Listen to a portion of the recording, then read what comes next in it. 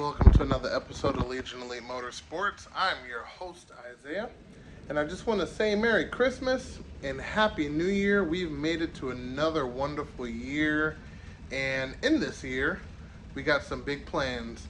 Hopefully everything comes to fruition, but until then, we're going to dive into some 3000 GT stuff. Let's see what we could do. Okay, so we have a fresh new tank. Okay, this tank I got for about 120 bucks for this one. It has absolutely no rust in it, which is perfect.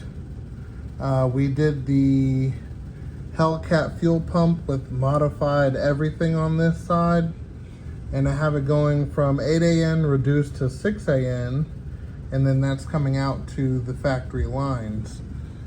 So if I want to go a little bit more wild later, I can change this size bigger and use bigger lines. So this is just here to knock that out.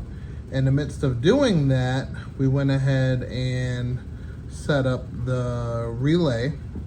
You want to use a relay 60 amps or better.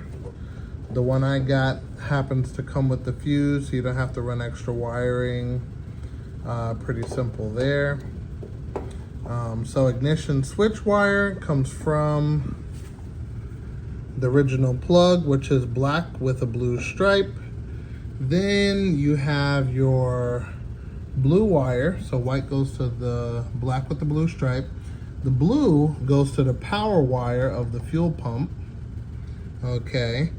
Then the black is ground, so I have that connected to the original ground, which is right there. Then this is going to come from the battery, so obviously we don't have that just yet, but we will have that wire shortly, and we should be good to go from there. I'm not sure if I showed you guys this pump setup. So in the screen over here, you'll see the original rusty pump and the new setup. Okay, and this one is set loose, so I can take this off and move it whichever way I want. That'll be good because I'm going to mess with that a little bit once it's in the car. Everything is ready for the fuel tank, so we're good to go there. Okay, so we're going to go down here. I'm going to show you the modifications I made, and then if you're doing this, you can follow suit. So we took out this original line, okay, which goes from the original fitting to the tank, and we put in this fitting, which I'm going to leave a link down below so you guys can get that. 14 millimeter to hold that guy into place, and then you twist the other guy. Then you have this hose. So what I'm going to do, and a lot of people should do, you may not think about this at the time, but it is very much needed, is we're going to clean out the lines of the old gas. So we're going to put it in there, let it sit for about 30 minutes, and then blow it out. So this is our feed. Our return is next to that, and then the vent is next to that. So we're going to need to pour. I'm going to use mineral spirits in there. Let it sit. So we're going to pour it in here until it comes out the return line. That would let me know that it made it all the way through the rail and all of that good stuff. And then we're going to let it sit for about 30 minutes to an hour. And then we're going to use compressed air to push all of that out. If it comes out really black and nasty, we'll repeat at least twice. So let's get to it. So you pour this guy into here, and then what you're gonna do is get your compressed air and get that to rotate through the system. And you're gonna keep doing that until all of the nasty old smelling gas comes out, and now it's coated with this guy, and it's gonna slowly break it up. So you're gonna keep pouring in there. Stuff dries out your hands, but not too bad. But yeah, keep pouring it in there. It's going to break that nastiness up, and then it's going to come out the return line and shoot straight out. So yeah, just keep doing that, and then we are going to end up changing the fuel filter, but you want to break up all of the dirt that's been sitting in there for umpteenth amount of years. Okay, just so you don't get anything mixed up, when the tank goes in, you need to know where these lines go to, and this line right here goes to. And of course the feed, which is bright behind red, so you can't get that wrong, goes to. So this line is the vent for the gas tank. This makes sure when you pop the cap, it breathes and doesn't get clogged up. Basically how you'll know this is bad or dirty or something like that is when you open the gas cap and it goes and then you hear the gas tank unwrinkle. That's no good. So make sure that vent is nice and clean and clear. And then this is the return line, and this is the vent for the fill neck to make sure it doesn't splash in your face when you're pumping up the gas. The orientation of this gas tank, this would be the front of the car, that would be the back of the car. Okay, just a little FYI, make sure you guys get this thing put in there properly. Of course the gas tank only goes in one way, but you could easily mix up these lines and have other problems. So to avoid that, that's how it works. All right, so as you can see, it's jacked up by the Diffie pumpkin. Yes, I said Diffie pumpkin. New word, love it. But anyway, jack it up from there. Pop your jack stands on there left and right. And this should be good enough to get the gas tank in. Once it's bolted in, we're gonna slide in all of the lines, which you'll see right here.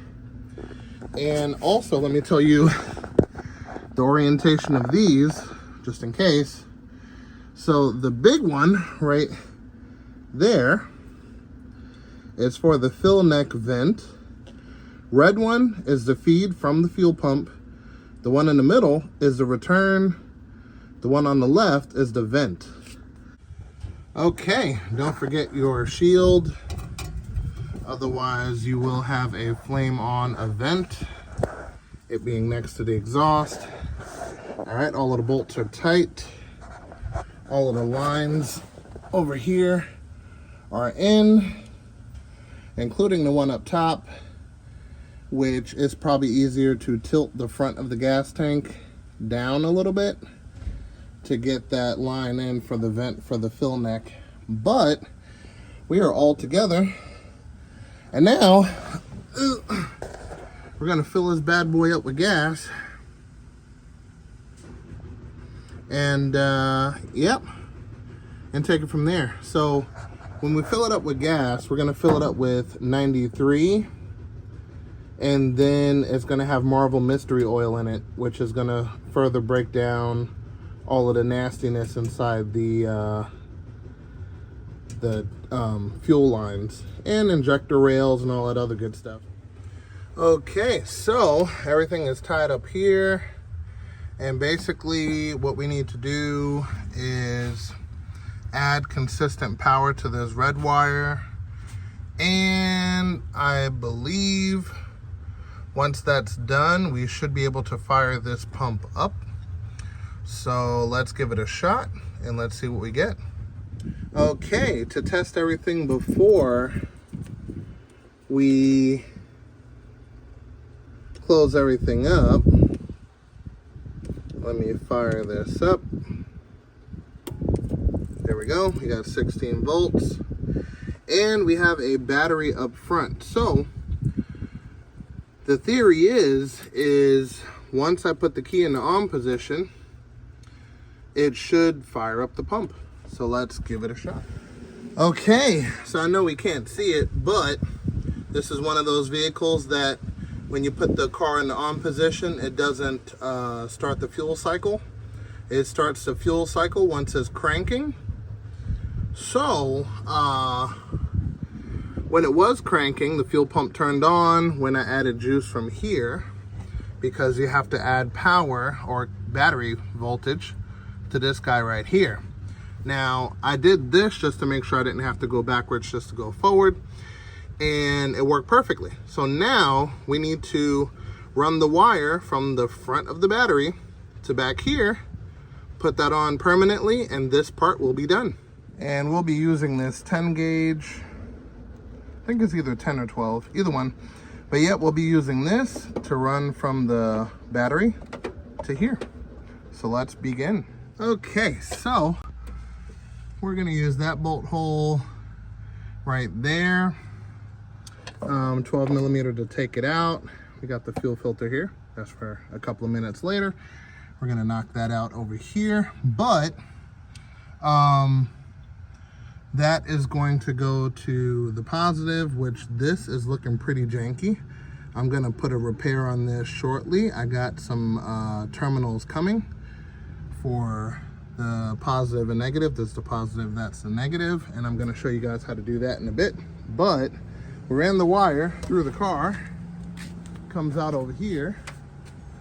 I had a little issue with water collecting over here, so I shop vacked it out. I took the cover off of this, removed the seat, pulled back the carpet, took out all of the water, and now what I plan on doing is PB blasting everything to make sure it doesn't continue to rust, and kind of take it from there. But this is the wire. You take this lower panel out with a Phillips over here, Phillips over here, Phillips over here. Unplug this device. Boom, you're good to go. Move that out of the way. Pull your wire down. And then we're gonna run it neatly up under here. Now, you can see there's a water line right there, which is not good, but we're going to make sure that doesn't happen again, because I believe this car was in some sort of a fire and it melted some of the backing back here where the rear turbo is. So I'm gonna have to take the dash out, future episode of course, and see what seal is broken and letting water in. So once the dash is out, I'm gonna come through with a hose and see where that's coming in at, and then replace as needed. But for right now, this is fully encased, so this isn't gonna get any water in it or on it. So we're gonna start tucking this underneath here. We're gonna go all the way to the back, through here, underneath the seat, and then through the back. And once we get the wire to the back, we'll continue back there. So now, if my predictions are correct, the car should start, kinda, sorta. I got the air mass connected to just one turbo. The other one's like really nasty, so we're not gonna take it there. But let's go ahead and start it.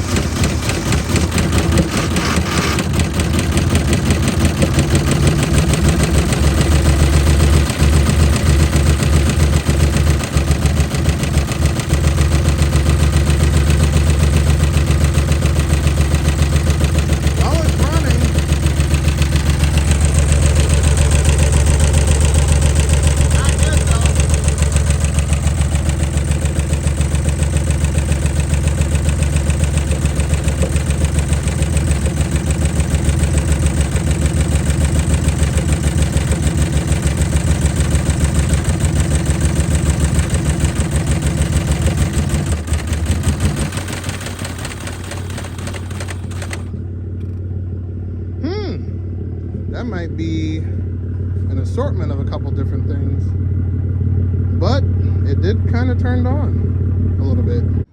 Okay, so I do apologize, I forgot to record, but there are 3 bolts. 1, 2, 3. No, it's actually 4. 1, 2, 3, 4. And then this whole unit comes out.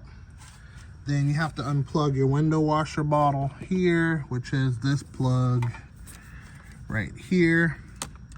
Then you take out the, this is the new unit, but you take out the 10 millimeters, that take it out here and here. And then it's got this J-hook type of deal. And you hold this part still and you loosen the other side with the 14.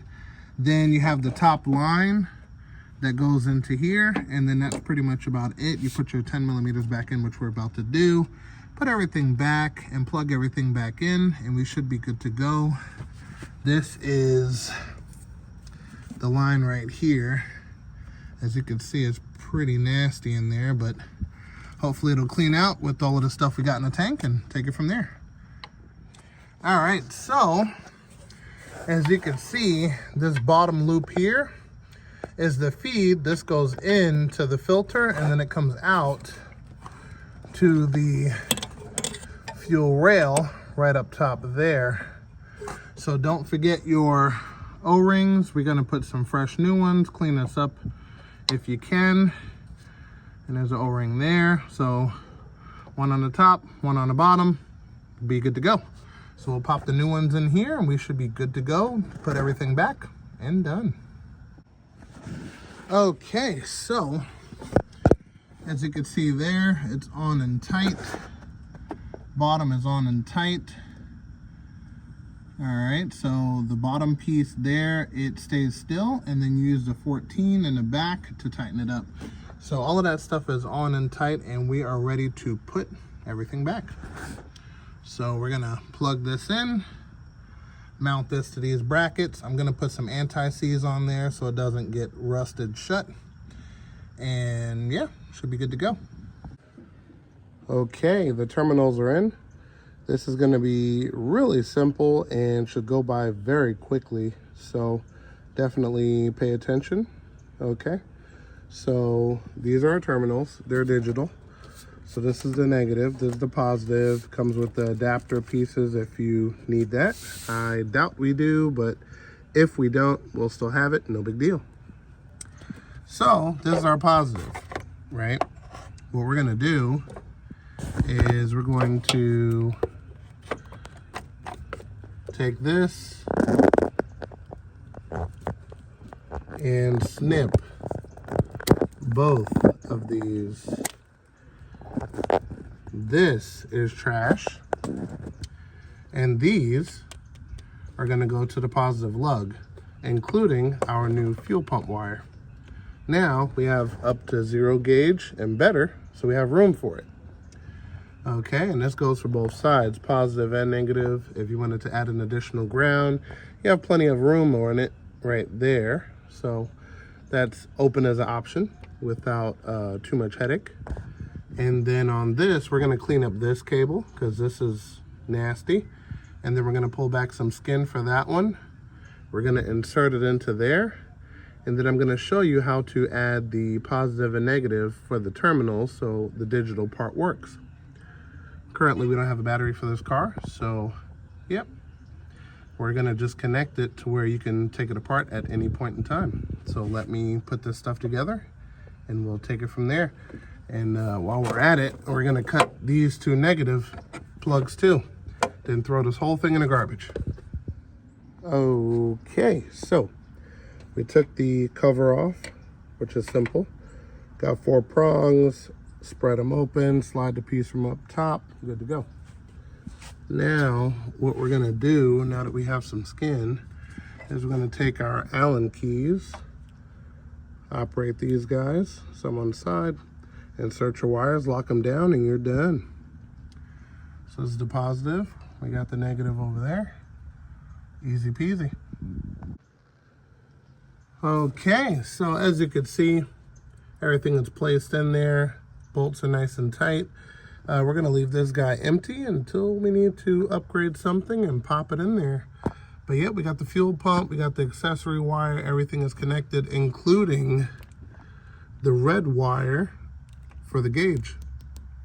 Then all we have to do is run the negative to the negative. So we're gonna extend this wire and I'm gonna make like a fast clip and loosen just in case I need to take out the battery. So it won't be one solid wire, it'll actually be separated. So let's move on to the negative and finish up. All right, so there it is complete. Got the cover on this one. Got the ground going there. We got plenty of room for more ground activity over there. I am going to put some heat shrink on this so you can't see the ground terminals. And then that's about it. But let me show you what it looks like in another car where I have this done. Okay, so here it is. Just like I said, I don't have a battery in the 3000. So I have this done as a battery relocation kit for another car, which we'll get into another time. But here it is. That's what it looks like when it's working. 12.6 battery voltage. Got the wire through the back, so it's not touching anything. And yep, that is it. And then of course when you crank it up, it shows the alternator voltage, which should be 14 and change, given whether your battery is low or not. But yeah, that's it. And with that being said, we're gonna call it an episode right there. It's alive, finally. Now we know exactly what type of things we need to get done and where we need to put our hands on this particular car. And we'll take it from there. So definitely stay tuned, guys. We're gonna dive in deeper. And if you're new here, like what you see, definitely consider subscribing and hitting the bell icon for updated notifications. And remember, guys, knowledge is power, and I will see you next time.